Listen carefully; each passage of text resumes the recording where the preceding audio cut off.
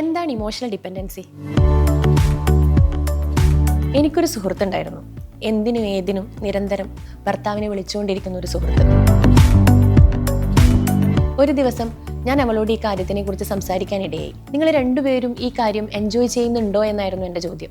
അവളുടെ മറുപടി, നമ്മൾ ഇങ്ങനെയൊക്കെയാണ് സ്നേഹിക്കുകയും സ്നേഹിക്കപ്പെടുകയും ചെയ്യുന്നത് എന്നായിരുന്നു.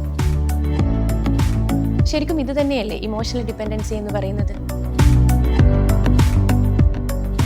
ഒരു വ്യക്തി താനെന്ന നിലയിൽ നിലകൊള്ളാൻ കഴിയാതെ തൻ്റെ ഭാവനകളും ആത്മവിശ്വാസവും മറ്റൊരാളിൽ ആശ്രയിച്ച് ജീവിക്കുന്നത്, അതാണ് ഇമോഷണൽ ഡിപ്പെൻഡൻസി എന്ന് പറയുന്നത്.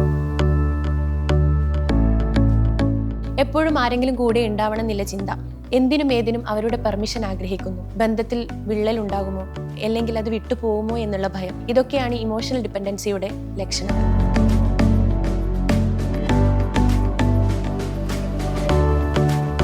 ഒരു വ്യക്തിയിലേക്ക് മുഴുവനായും വീണുപോകുന്നത് സ്നേഹമല്ല, ആശ്രയമാണ്.